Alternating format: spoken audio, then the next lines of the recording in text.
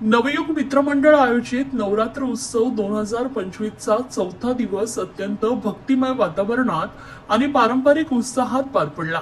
परिसरातील नागरिक, महिला वर्ग, वृद्ध तसेच तरुणाईने मोठ्या संख्येने उपस्थित राहून नवसाला पावणाऱ्या देवीचं दर्शन घेतलंय। देवीच्या प्रतिमेची सजावट, आरास, देखावे आणि संपूर्ण वातावरण भक्तिभावाने भारावलेलं होतं। या उत्सवाची 21 वर्षांची अखंड परंपरा आजही तितक्या श्रद्धेने जपली जात असून यामागे माजी नगरसेविका स्नेहा आमरे आणि समाजसेवक रमेश आमरे यांचं सातत्यपूर्ण योगदान आहे। केवळ धार्मिकतेपुरते मर्यादित न राहता सामाजिक बांधिलकी जोपासणारा हा उत्सव एक सामाजिक चळवळ बनली आहे। दरवर्षीप्रमाणे यंदाही विविध सांस्कृतिक कार्यक्रम, सामाजिक उपक्रम, आरोग्य शिबिरे आणि भक्तिगीतांचं आयोजन करण्यात आलंय।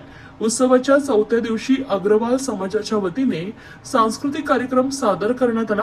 तसेच माजी नगरसेविका स्नेहा आमरे यांना लोकमत नवदुर्गा पुरस्कार प्रदान करून सन्मानित करण्यात आला आहे।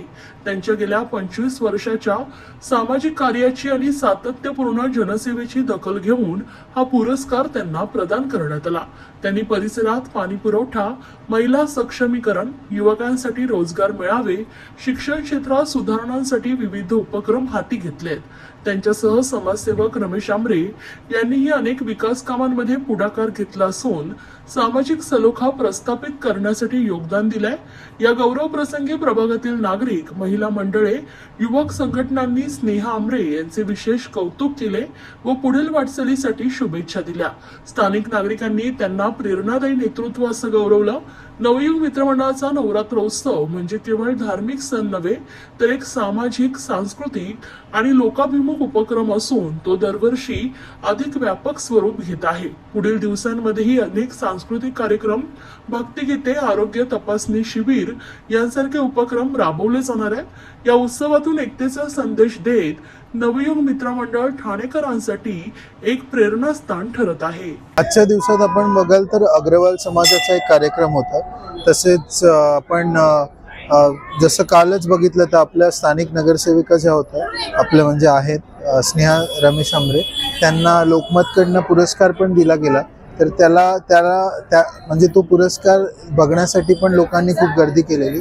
तर तो एक आपण म्हणजे भेट ठेवलेली लोकांसाठी, ती पण आपण ऑर्गनाइज केलेली। तसंच मग आपलं बंगाली समाज झाला, बंगाली समाजांचा कार्यक्रम पण आज आपण पार पाडलेला आहे। म्हणजे त्या कार्यक्रमात जसं आपण बोललेलो की आपण सांस्कृतिक आणि पारंपरिक जोपासना ही केलेली आहे। त्याच्यामध्ये भजन झालं, कीर्तन झालं, तर ते पण आज आपण पार पाडलेलं आहे। तुम्ही बघाल की नवीन मित्रमंडळ हे 21वा वर्ष आहे आणि खूप उत्साह आणि आनंदामध्ये वातावरण आहे। इथे दरवर्षीप्रमाणे विविध कार्यक्रम इथे 9 समाज येत असतात। याचे मी 11 समाज बोलवले आहेत आणि खूप उत्साह आणि आनंद आहे।